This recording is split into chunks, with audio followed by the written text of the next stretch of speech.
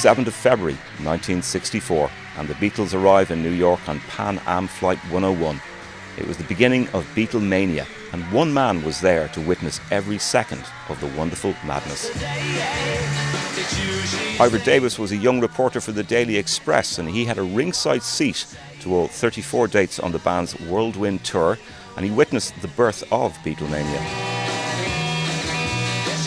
Now he's published The Beatles and Me, a book about his experiences on the tour.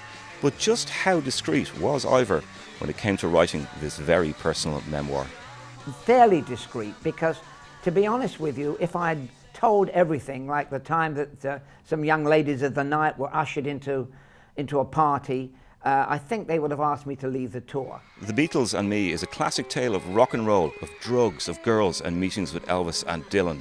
But Ivor Davis was only 24 when he was sent on tour with the Beatles, and he knew very little about the band who would go on to conquer the world. I'd seen them on the American Ed Sullivan Show. They came over to America in February 1964 to appear on the Ed Sullivan Show, which was a coast-to-coast variety show.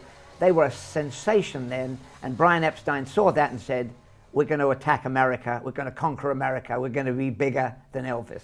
So Ivor was up close and very personal with John, Paul, George and Ringo. He played Monopoly with Lennon, got the full-on schmooze from Keane McCartney, and at one point rowed with George. As for Ringo, well, he was the new boy, and he wasn't too sure of himself. John was wicked. John had a savage sense of humour. John actually told me, because I'd been in the British Army in national service, he said, if I ever get called up to serve in the British Army, I'm going to emigrate to Ireland. Seriously. Paul was Mr. Smoothie, always a very PR-oriented guy. And George was a bit sullen to start with. I had to write his column. He was a bit miserable, to be honest. And Ringo was a drummer. Ringo was the new boy on the Beatle block. He'd been hired after Mr. Best got kicked out. And so he minded his P's and Q's, but at the end of the tour, he was the star. Finally, Ivor, and it's a question you've been asked now for 50 years, I'd imagine, but I have to ask you, did you have a favourite? Well, I liked John the best, only because he was original. As I said, he was wicked. He'd tell funny stories. He'd behave in ridiculous ways.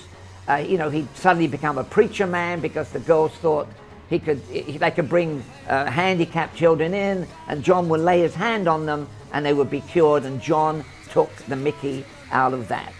And he cheated at Monopoly. A big cheat, John, big cheat. He called at 3 a.m, come over and play Monopoly. I went over, he rolled the dice several times until he got the number he wanted, and then he would carry on. But as I may have mentioned, I got my own back. I beat him at poker and got him several shillings out of it.